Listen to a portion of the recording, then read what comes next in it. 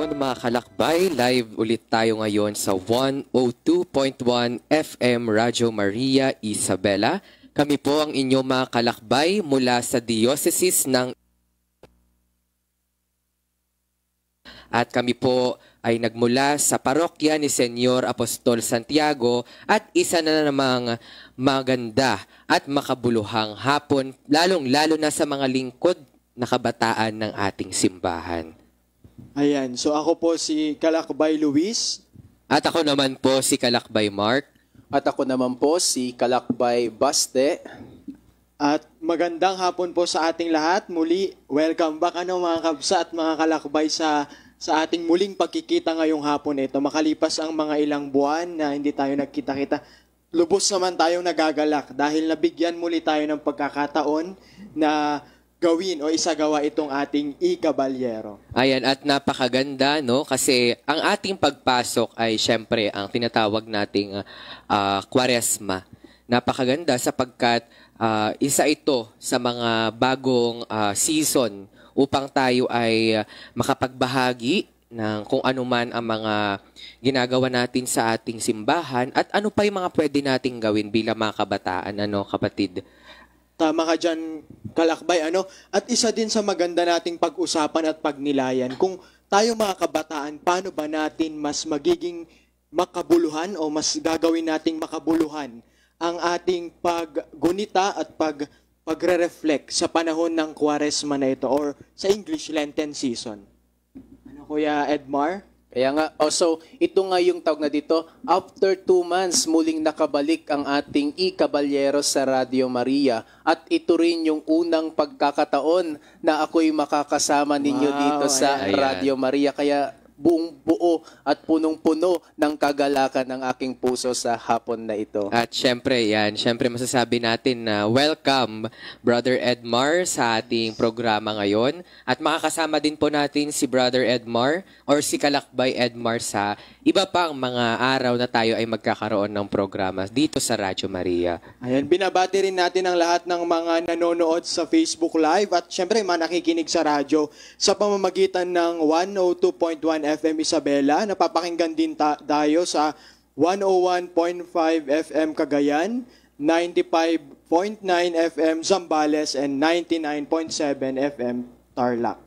At syempre, batiin natin ang ating mga technicians for today. Ayan, kasama po natin si Kabsat o Kalakbay Jesny Reeves Dumugdog ng Senyor San Jose Chapel ng Barangay San Jose, Santiago City. At syempre, kasama din natin si Kabsat John Ryan Dulay. Siya po yung nag-ooperate ngayon sa ating sounds. Ayan, magandang hapon po sa ating lahat. Ayan, sige Kuya Hero, simulan na natin ang ating talakayan. Sige Kuya Hero, maaari mo ba kaming bigyan ng glimpse, parang teaser, kung ano ba ang Kwaresma or Lent? Napakaganda kasi bilang tayo, mga kabataan, ay alam natin kung ano nga ba yung nangyayari o ano pa yung mga mangyayari after ng Kwaresma. At napakaganda rin na tayo din bilang mga kabataan ang magbabahagi kung gaano kaganda ang Lent season na tinatawag. Well, alam natin ang ordinary time, alam natin ang Christmas season, Advent season, no? At mas maganda na tayo bilang mga kabataan ay makita natin ang ganda ng Kwaresma. Kasi una't higit sa lahat, ang Kwaresma pagkatapos neto ay ang tinatawag nating Holy Week. At dito papasok ang Paschal it's Triduum na tinatawag, ang pagpapakasakit, ang kamatayan, at syempre at ang muling pagkabuhay ng ating Panginoon. Ang Kwaresma, Kalakbay, ay sa mga simpleng salita, ang Kwaresma ay ang ating paghahanda, 40 days na paghahanda natin para sa muling pagkabuhay. So katulad ng Adbyento, ito rin ay ang ating paghahanda para sa pagdating ng ating Panginoon sa pamamagitan ng kanyang tawag dito? Resurrection. Kanyang Adbyento. Adbyento. So, it's not resurrection. I mean, ang pagsilang, ano? At dito naman, yung sinasabi mo, kakalakbay ay ang resurrection. Dito naman sa Kwaresma. So, ganun siya. Ayun. So tama, medyo nalito ako dun sa kanina. Ano. So yun nga, napakaganda kalakbay na talaga namang bilang mga kabataan, dapat nalalaman din natin itong mga liturgical seasons na ito. Kaya yung iba nating mga kalakbay nagtataka bakit may green, may violet sa simbahan. It represents yung mga liturgical season na pinagdiriwang natin. At isa pa karagdagan sa sinabi ni Kuya Hero, kaya siya Kwaresma sa Tagalog ay nakadugtong yon or meron siyang kaugnay dun sa word na 40. Tama ba, Kuya Hero? Yes. Ayun. At mahalaga rin na tong Kwaresma na ito hindi lang sana siya liturgical season. Hindi lang siya nagtatapos sa pagiging isang liturgical season. Ngunit meron dapat siyang significance sa ating mga kabataan. At yun ay Tama. pwede bang ibahagi ni Kuya Edmore bilang kabataan, Kuya Edmore, ano sa'yo? Ano ang pagtingin mo or perspective mo kapag naririnig mo ang salitang Kwaresma or Lent?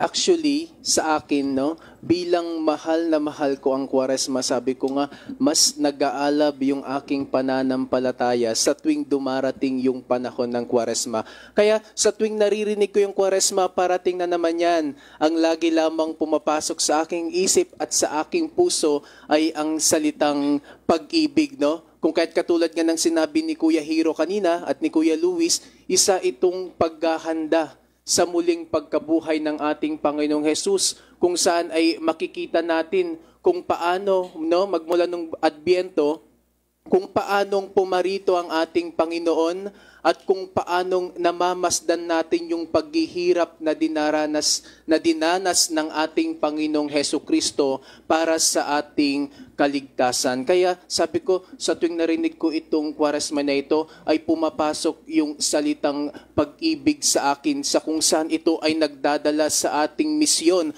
na mas magmahal sa ating simbahan, na magmasmahal sa ating mga kapwa kabataan, kung paanong tayo'y minahal ng ating Panginoong Hesus, at sa pamamagitan nito ay mas makita nawa natin yung ating misyon na ipakilala ang pagliligtas na ginawa ng ating Panginoon. Ayun, amen. Napakaganda. Napakalalim ng hugot ng ating kalakbay na si Edmar pagdating sa usaping Kwaresma. At Kuya Hiro, di ba ang Kwaresma nagsisimula tuwing Miyerkules ng Abo. Ayan. At sabihin natin, hindi siya ganun kahaba kumpara sa ordinary time. But that 40 days is really meaningful, especially to us Catholics.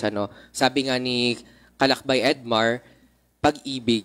Napakaganda na tignan natin ang Kwaresma. Ang pinakasimbolo nito ay una't higit sa lahat ay ang pag-ibig. Sapagkat sa pagdating nga ng Holy Week, ay nakikita natin ang tinatawag nating the greatest form of love. The sacrifice of our Lord Jesus Himself.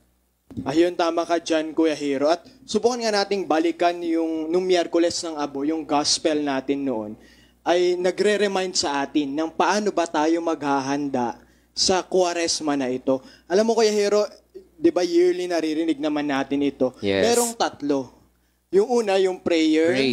Pangalawa, fasting. yes. And ang pangatlo ay Almsgiving. ayun. So, napakahalaga din nito na paalala sa ating mga kabataan ng tunay na essence. At kung paano tayo maghanda, napakaganda nga at nagbibigay ang Ebanghelyo ng framework sa atin kung paano natin gagawing mas makabuluhan ang Kwaresma or Lenten season na ito. At bilang kabataan, kayo, mga kalakbay, paano kaya natin isasabuhay itong prayer, fasting, and almsgiving sa modernong panahon ngayon? Bukod sa usual na nakikita natin yung prayer, di ba, meron na tayong, alam naman na natin yun, at ang suggestion nga ng ating parish priest, yung daily 15 minutes conversation with our God.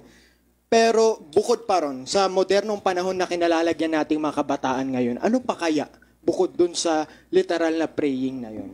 So, yung pinag-uusapan din natin dito, yung tatlong mission na ba, Kuya Luis, no? Yung prayer, fasting, and almsgiving. Sa totoo lang, sa panahon natin ngayon, sabi natin, napakahirap gawin itong tatlong ito.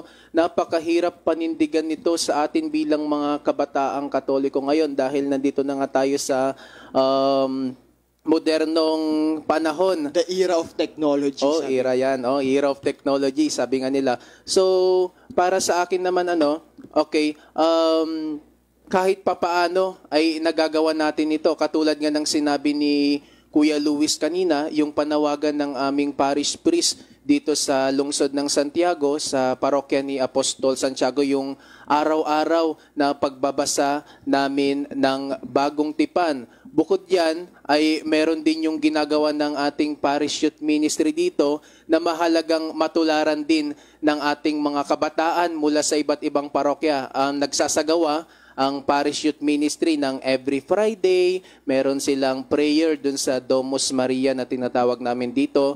Isang prayer house. Ano pa? Pagdating naman sa fasting, no? Kung saan ito yung mahalagang matutunan sana ng bawat isa sa ating mga kabataan, no, na hindi lang naman pagdating sa pagkain itong fasting na tinatawag na ito, na kung saan tayo ay magbawas sa napakaraming bagay na nakakasanayan natin na makamundong bagay, sabi nga natin na ituon sana natin yung mas maraming oras natin sa pagkilala pananalangin pa sa Diyos na pagpapalalim ng ating pananampalataya at yung almsgiving na matuto tayong magbigay, no? Na matuto tayong makipagkapwa-tao, katulad nga ng ating panawagan ng ating parish priest dito sa tuwing siya'y nag-homily, yung threefold mission na sana maisapuso ng ating makabataan, lalong-lalo na dito sa lungsod ng Santiago, yung ating priestly mission, yung ating kingly mission, at yung ating prophetic mission. Ayun, dito sa Santiago, sa ating BEC. No, kung saan, maging ako nga bilang kabataan sa kasalukuyan, ay sabi ko, paano ko nga ba magagampanan itong Lent season na ito? Paano ko nga ba magagampanan itong tatlong team na ito? Kung saan ay patuloy kong hinahagilap kung saan nagmula at patuloy kong ginagawan ng oras sa aking pang-araw-araw na buhay at nang sa gayon ay makasunod pa rin ako sa kagustuhan ng ating Panginoong Diyos. Ayun, napakaganda ng ibinahaga ni Kuya Edmo. Ikaw naman, Kuya Hero. I would like to agree with him about sa napakahirap panindigan talaga. That's why I think one of the greatest thing to do, number one, kasama siya sa Pillars of Lent, yung prayer talaga. No? Kasi what I am praying, Kalakbay Luis, is that Lord, help me to observe Lent season. No? Sabi kong ganyan, Lord, help me to fast, help me, of course, pangalawa, to repent. Dahil nga, ang introductory sa atin kapag Ash Wednesday is repent and believe in the gospel. Tama?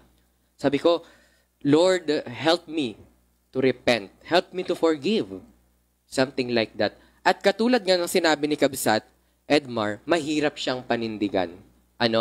At number one that we should do is to pray a deep prayer. A really, really deep prayer. And sa fasting, kasi parang fasting and praying, Kalakbay, is actually intertwining. No? Yes, Kaakibat niyan yung kapag tayo ay nagfa-fasting, sabi nga sa isang homily na kumalat din sa social media, fasting without praying is just like a diet, kunada. Sabi nila. Parang diet lang yan o kasama lang yan sa mo. I don't know the exact term, pero when we hear the word diet kasi, no?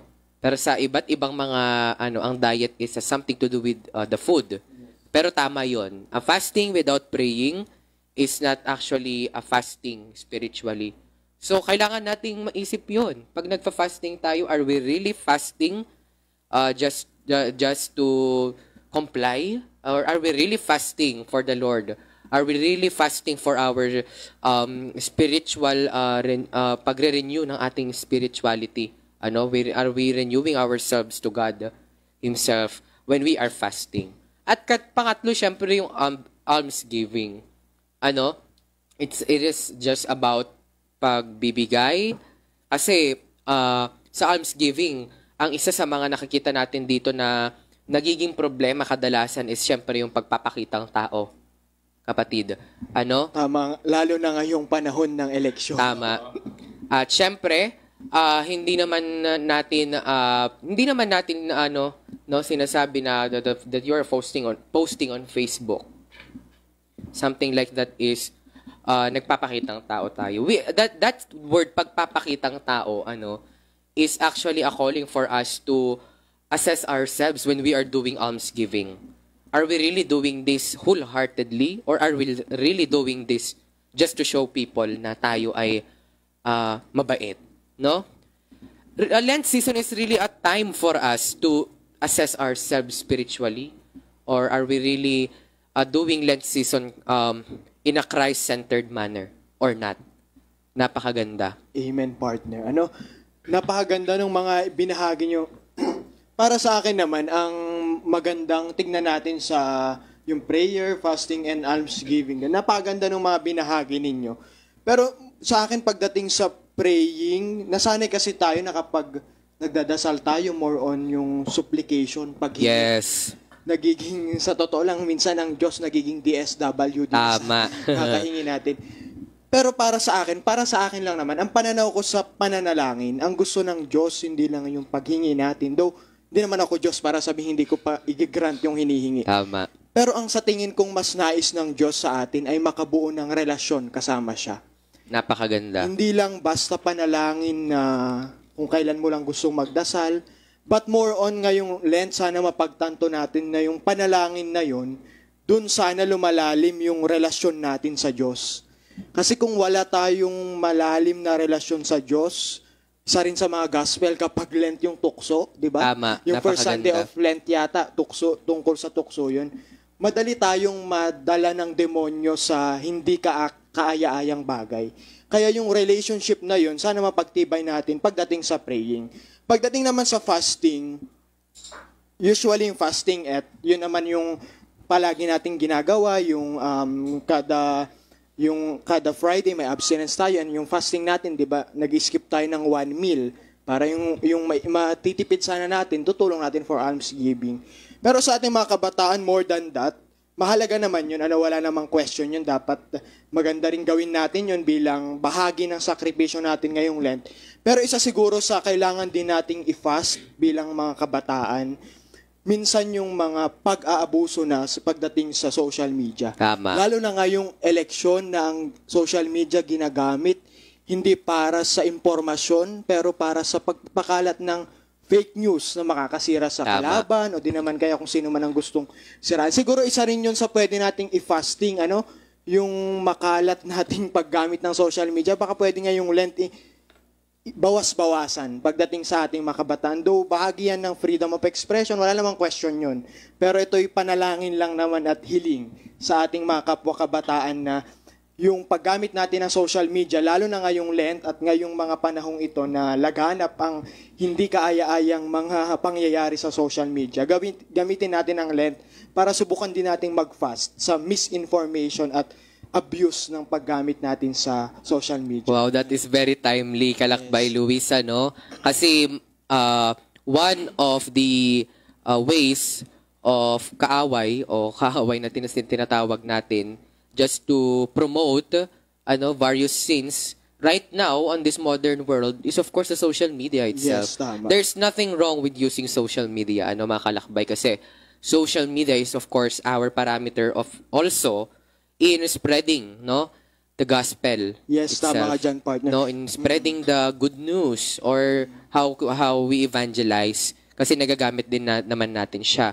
But as Lenten season approaches, sabi mo nga pwede nating i-switch yung mga makamundong bagay na inaano natin sa SOCMED. SOCMED is parang term nila sa social media ngayon into something that is very spiritual, Yes, spiritual tama ka dyan, nourishment. partner. Ayun. At yung minsan kasi yung social media hindi naman siya hindi naman siya entirely bad kasi ginawa yan for our good naman. Pero kapag yung paraan natin ng paggamit ay hindi makatao, hindi siya maka-Diyos, yung paraan natin ng paggamit. Yung social media nagiging tahanan ng demonyo. Totoo yun.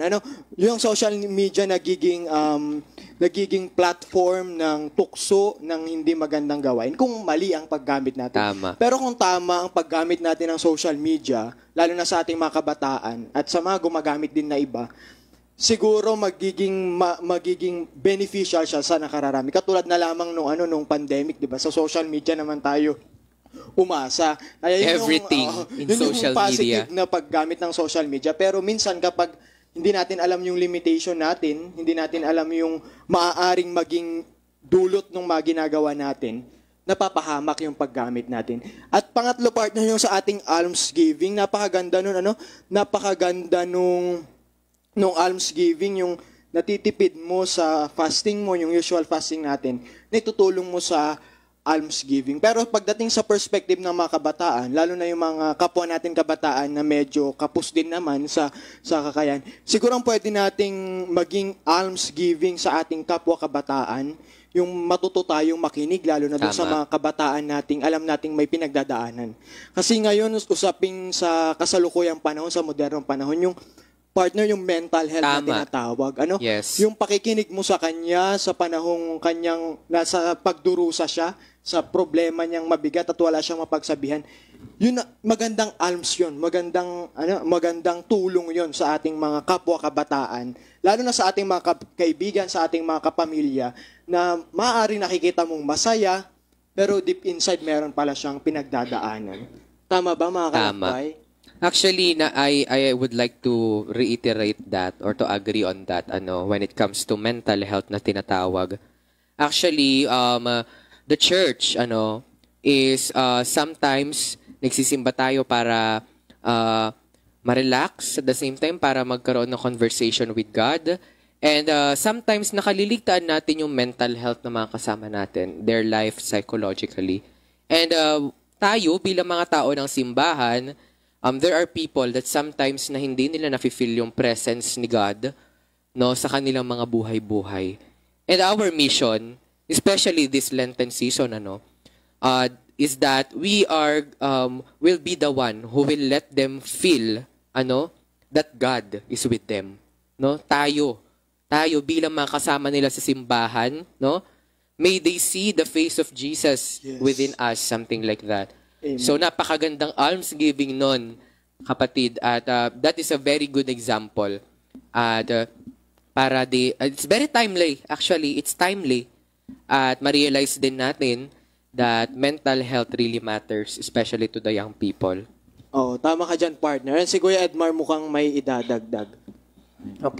Okay, napakaganda yung pinag-uusapan ninyong dalawa. Abang nakikinig ako, yung about sa almsgiving na sinasabi ninyo, kung saan ay sa loob pa lamang ng ministry natin, ng mga ministry natin ay nakikita na natin yan, lalo dito sa St. James Parish Youth Ministry, at syempre sa mga maging ibang parokya, nababalitaan ko si ganito, may problema, subalit lumapit kay ganito. Kung saan tayong mga kabataan, tayo rin yung mga nagtutulong-tulungan, nang sa gayon ay maipaliwanag natin sa ating kapwa kung ano yung mabuti nilang gawin. Kung saan yan din sana yung gawin ng ating mga kabataan, hindi lamang gawin sa ating kapwa lingkod sa simbahan, kundi maging sa lahat ng mga kabataan na ating nakakasalamuha, sa lahat ng mga taong ating nakakasalamuha na dumaranas ng iba't ibang kalagayan. At maalala ko nga kanina yung pinag-uusapan nila yung about sa may social media. Yung katulad ng sinabi nga, pwede naman siguro natin baguhin na kung dati tayo ay nakatuon lamang dun sa mga makamundong bagay na pinagpo-post natin sa social media, pinagchichismisan yung buhay ng iba, na kung saan wala nang pinatutunguhan, na ilipat natin. Paano kaya kung gamitin natin yung ating social media nang lahat ay patungkol sa Diyos? Nang sa gayon ay mas makaakay pa tayo ng maraming tao pabalik sa Diyos. Kaya yun nga rin yung pinaka-love na love ko na ginawa ng ating pa-saint na sa sainthood na si Blessed Carlo Acutis, kung saan doon ako natutuwa na ng mga panahon niya na kahit noon, sabihin natin noon, kaunti pa lamang naman na yung gumagamit ng teknolohiya. Subalit sa talino niya, sa paggamit ng modern technology ng mga panahon na iyon, ay naipailaganap niya yung salita ng Diyos. Kaya sa atin sana, mga kabataan na nakikinig sa radyo, sana yung SOCMED na kinasanayan natin ngayon ay gamitin naman natin patungkol sa Diyos, no? Naggabitin natin na mas makaakay pa tayo ng mas maraming kabataan pabalik sa simbahan at syempre mas mapalalim pa yung kanilang pananampalataya. Tama. Amen. Napakaganda, no? At gusto ko lang din na bigyang pansin yung mga nagme-message sa ating Facebook account na gusto daw nilang maging bahagi ng ating misyon sa paglalayag at syempre sa ating paglalakbay bilang mga kabataan ni Senyor Apostol Santiago. Kami po ay magre-reply po sa inyo pong mga messages about daw sa mga formations dahil nakikita daw nila kung ano yung mga ginagawa natin at nakakatuwa sapagkat marami sila na gusto maging bahagi ng ating samahan. Amen. Talaga naman nasa pamamagitan ng mga ganitong mga platform sa social media, sa radyo, mas marami tayong mga kabataang naaakay, palapit sa Diyos, palapit sa simbahan, at lalo't higit bilang kalakbay natin na mga kapatid at kaibigan ng Diyos. Ayun, napakaganda ng ating mga talakayan, mga kapartner. Pero ngayon dumako tayo sa another topic, another related pagdating sa Lenten season. Ito ang tanong ko sa atin mga kalakbay. Ano ang pinaka-inaabangan mo tuwing sasapit ang Kwaresma? O idugtong na natin, o di naman kaya ang mahal na araw? At bakit? Wow, napakagandang katanungan sapagkat tuwing sasapit ang Kwaresma, ramdam na ramdam mo talaga ang pag-ibig ng Panginoon. Dahil una't higit sa lahat, yung presensya, presensya ng Diyos sa pamamagitan ng mga gawain, mga tradisyon, doon mo makikita yung ganda ng simbahang Katolika. At the same time, sa ganda ng mga tradisyon na ito, ay mas lalo nating nakikita ang pag-ibig ng Diyos. Una't higit sa lahat dahil ang mga tradisyon na ito ay hindi tradisyon na gawa-gawa lamang. Ang mga tradisyon na ito ay ang nagpapaalala sa atin ng pag-ibig ng Diyos, ng buhay ng Diyos na dapat ay maging ganun din tayo kahit na gaano tayo kamakasalanan. Sabi nila, ang Lent season o ang Kwaresma ay nagpapaalala lang naman na tayo ay makasalanan, pero hindi. Ang Lent season, maliban sa tayo ay nagkakaroon ng assessment sa ating mga buhay-buhay kung saan man tayo nagkasala, mas naipakikita nito ang awa at ang pag-ibig ng Diyos. Amen, partner. Dahil sa pamamagitan ng 40 days na ito, ay nakikita natin kung ano yung mga bagay na saan tayo dapat nakatuon. At yan ay ang ating paglilingkod sa Diyos. At ang ating laging pagtingin sa Kanya. Tayo man ay makasalanan, tayo pa rin ay titingin sa Kanya. Amen, partner. Napakaganda ng iyong ibinabahagi. Usually kasi pag naririnig natin ang Lent, sa mga marami lang naman, hindi naman sinasabi sa lahat. Pagdating siguro sa Lent, ang naririnig nila, lagi yung kalungkutan. Oo. Medyo totoo naman, pero sa totoo lang, hindi yun yung main point ng Lent. Diba? Tama. Partner? Dahil, of course, every Lenten season and papasok na ang mahal na araw, nakikita natin na we should meditate on the sorrowful mysteries. We see something that is sorrowful, sabi nga nila. But the thing is, the sorrowful ambience made us realize how Jesus loved us.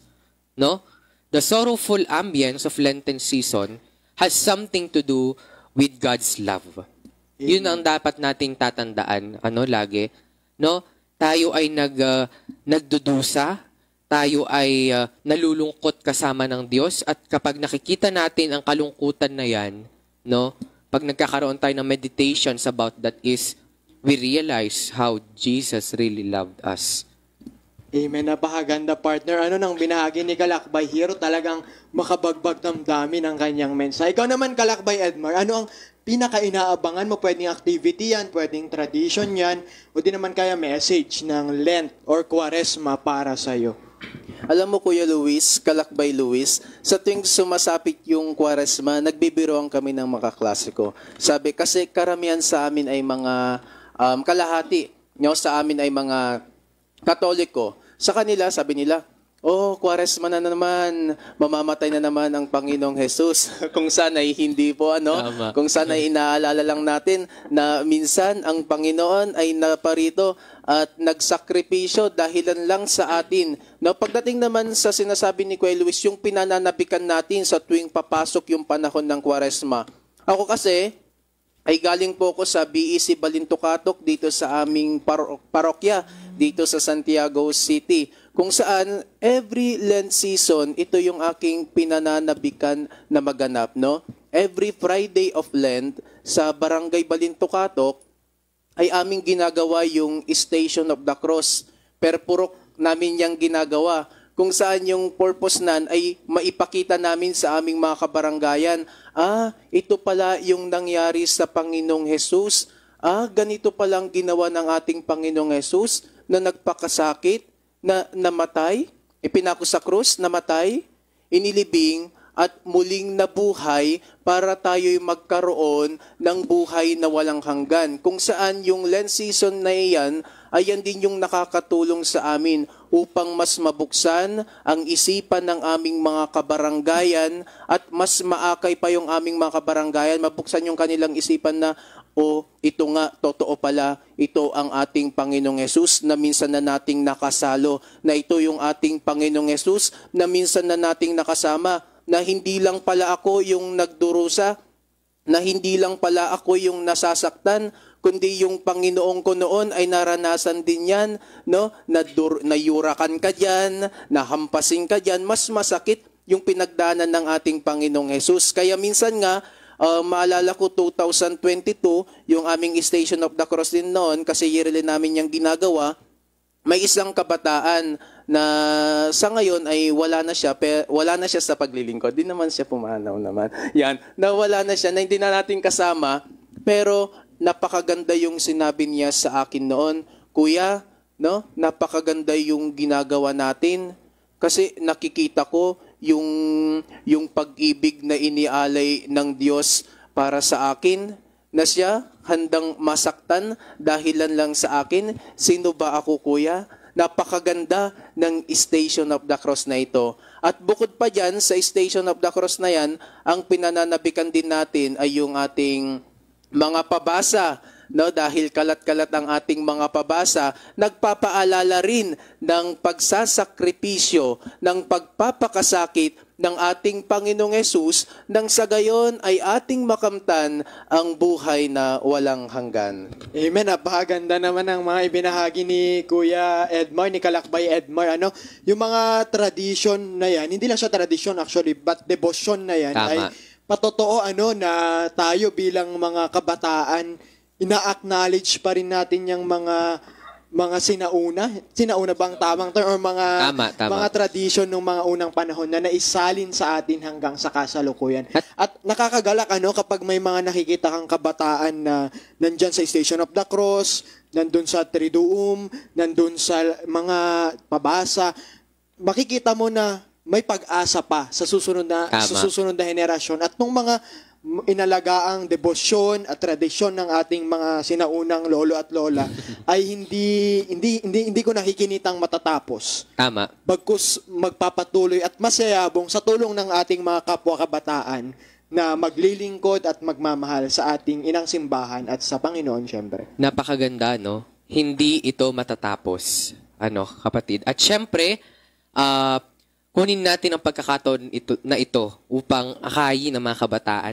Sa mga atin pong mga kabataan, wag nating pababayaang mawala ang mga tradisyon na ito. Una tigit sa lahat dahil ito ay pamana sa atin.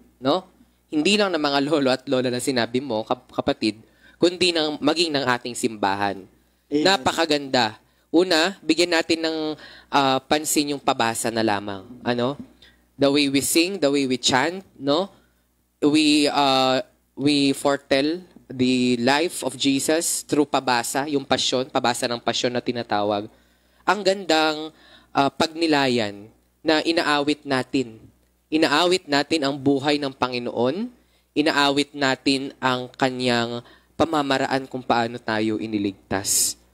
Habang ating pinagmamasdan ang ating mga kubol sa ating mga basic ecclesial communities, napakaganda na ang daming interesado, hindi lamang mga mas nakatatanda sa atin, bagkus mga kabataan din. Amen, No? partner. Napakaganda na napag-uusapan natin yung mga yan para sa mga susunod na panahon at pagkakataon mas maakay pa natin yung mga kabataan na makilahok or sumama sa mga ganyang mga gawain. Lalo na yung mga kabataan nating kapwa-binyagang Katoliko na minsan ay hindi na natin nakakalakbay o nakakadaupang palad sa mga ganitong mga gawain. At isa pa siguro sa mahalaga nating tignan sa Lent na ito, ganun din sa susunod na mga araw pagdating ng mga mahal na araw at hanggang sa Pasko ng muling pagkabuhay ng Panginoon, na sa kabila nitong paghihirap, pagpapakasakit ng ating Panginoon during the Holy Thursday and Good Friday, merong Easter Sunday. Merong araw ng kanyang muling pagkabuhay, and there is hope in everything. Sa ating mga kabataan na tayo, usually very prone pagdating sa mga ganyang mga problema, lalo na sa mental health natin.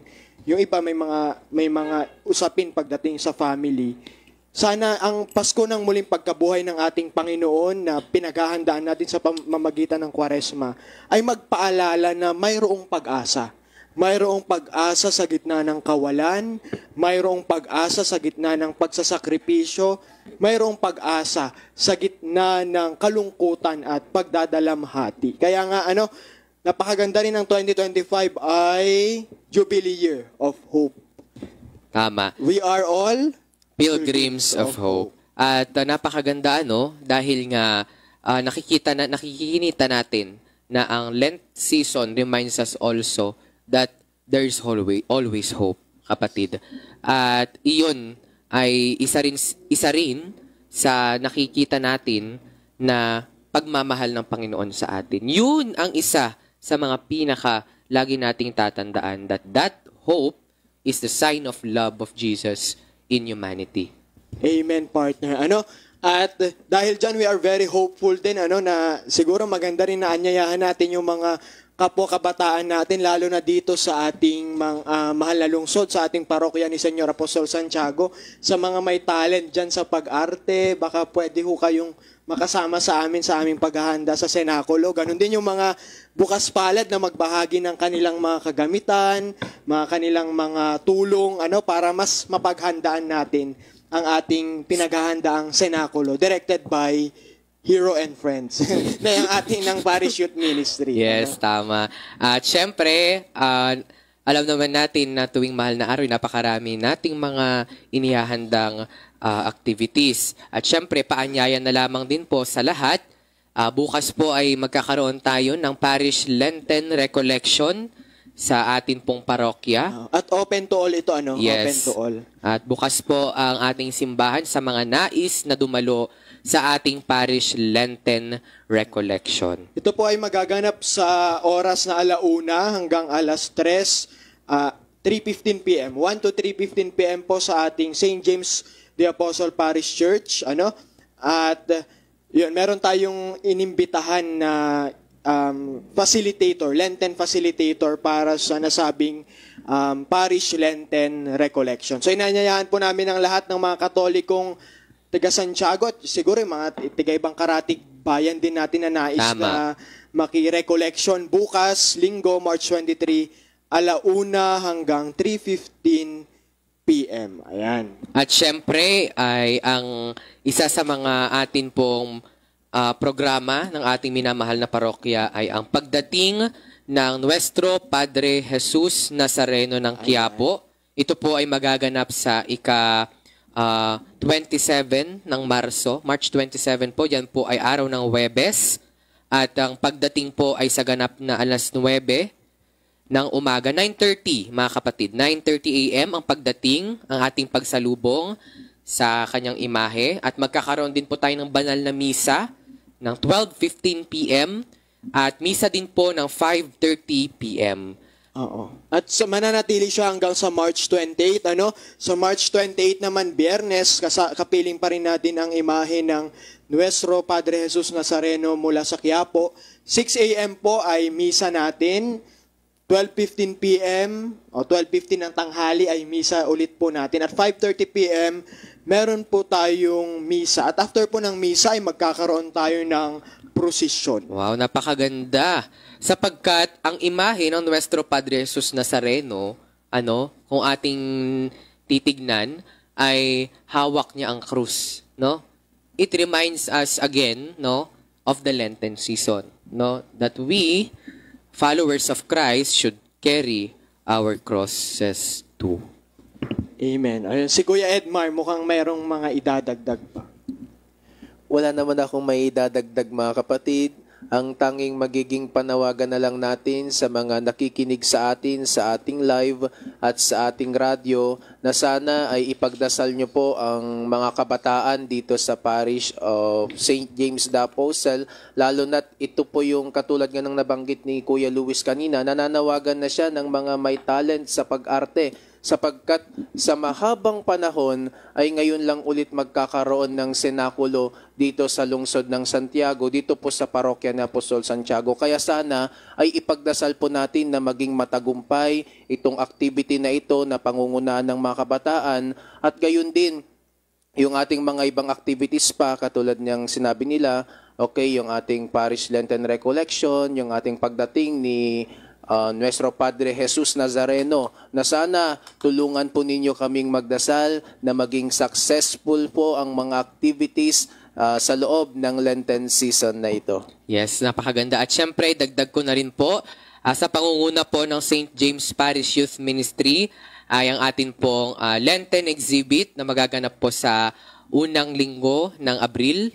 Ayan, sa first week po ng April, wala pa po tayong certain date. To be announced. Yes, but we'll be having our Parish Lenten exhibit. And at the same time, ay magkakaroon din po tayo ng debosyon sa Mater Dolorosa sa April 11. That is Friday before Palm Sunday. April 10, sorry.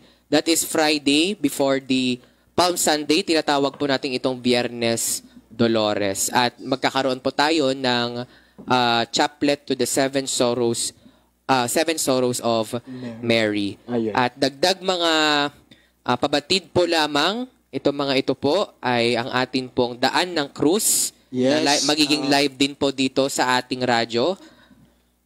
Ayun. Inaanyayahan po natin ng bawat isa, lalo tigit ang ating mga tagapakinig at tagapanood, sa ating Daan ng Krus dito sa Radyo Maria. Bukas po, March 23 ay simula nito 6:05 p.m. alas 6 at 5 ng gabi. Bukas po makakapiling natin ang Parish Youth Ministry, at sa March 24 sa Lunes, sa kaparehong oras po natin ay makakapiling naman natin ang SSJA, ang School of St. James the Apostle, at sa March 26, Miyerkules ito, ay makakapiling natin ang St. Francis of Assisi Parish Rizal. Ito po ay sa Daan ng Krus, dito lamang sa Radyo Maria. At Kabsat Luis, ito ay magaganap pala, sa March 23, ito po ay magaganap sa ating parokya. March 24 sa SSJA, and March 26 ay sa mismong parokya ni San Francisco de Assis sa Rizal, Santiago City. Ayun, napakaganda na kahit nakikinig ka lang sa radyo pero nagkakaroon ka rin ng time to reflect about the life of Jesus, lalo na nung panahon ng kanyang pagpapakasakit, pagkamatay at muling pagkabuhay. Ayan, napakaganda, no? Napakarami nating gagawin at mga dapat nating abangan pa, no, sa ating mga gagawin sa simbahan ngayong panahon ng Kwaresma hanggang sa mahal na araw. Ayun. At bilang pangwakas lang, siguro habang nakikinig ang ating mga kababayan, mga ating mga kalakbay sa radyo, ating mga kapwa kabataan lalo tigit, ay lagi nating isabuhay ang mensahe ng Kwaresma. At bilang pangwakas, siguro bawat isa sa atin magbigay ng isang salita na naglalarawan sa Kwaresma. Mauna ka, Kalakbay Edmar. Sacrifice. Kalakbay Hero. Love, pag-ibig. At syempre ako, syempre kasama ako dito. Para sa akin, pagmamahal. Ano? Tama. So, para pag-ibig kasi sasabihin ko na unahan niya ako, di pagmamahal para. Ayan. At Tama. bilang pangwakas ay tayo magkakaroon ng Litany of Young Saints. So ihanda po natin ang ating mga sarili para sa ating pangwakas na panalangin.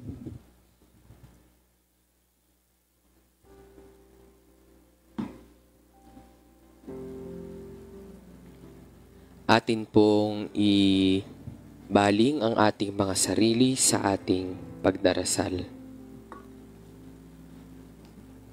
In the name of the Father, the Son, and of the Holy Spirit, Amen. Lord, have mercy on us. Lord, have mercy on us. Christ, have mercy on us. Christ, have mercy on us. Lord, have mercy on us. Lord, have mercy on us. Christ, hear us. Christ, graciously hear us. God, the Father of heaven, Have mercy on us. God, the Son, Redeemer of the world, Have mercy on us. God, the Holy Spirit, Have mercy on us. Holy Trinity, one God, Have mercy on us. Holy Mary, Pray for us. holy angels and saints of God, Pray for us.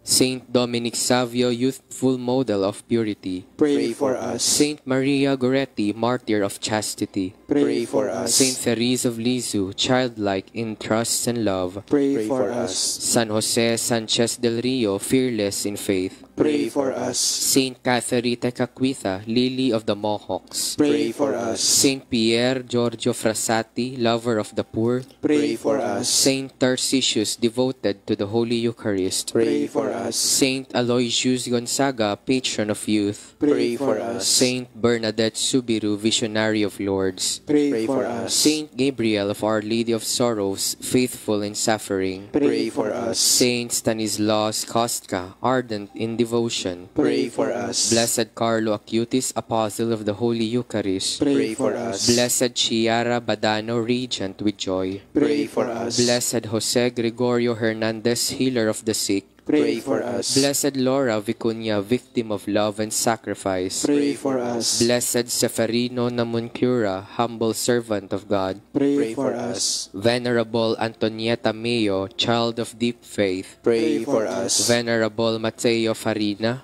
passionate for holiness, Pray for us. San Pedro Calungsod, Pray for us. San Lorenzo Ruiz, Pray for us. Lamb of God, who takes away the sins of the world, Spare us, O Lord. Lamb of God, who takes away the sins of the world, Graciously hear us, O Lord. Lamb of God, who takes away the sins of the world, Have mercy on us. let us pray. O God, who has called the young to holiness in every age, grant that through the intercession of these holy saints and blesseds, we may walk the path of purity, faith, and love. Inspire the youth of today to follow Christ with zeal and joy.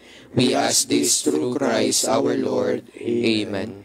In the name of the Father, and of the Son, and of the Holy Spirit. Amen. At ayan, dyan na po nagtatapos ang ating programa, ang ating ikabalyero sa hapon na ito.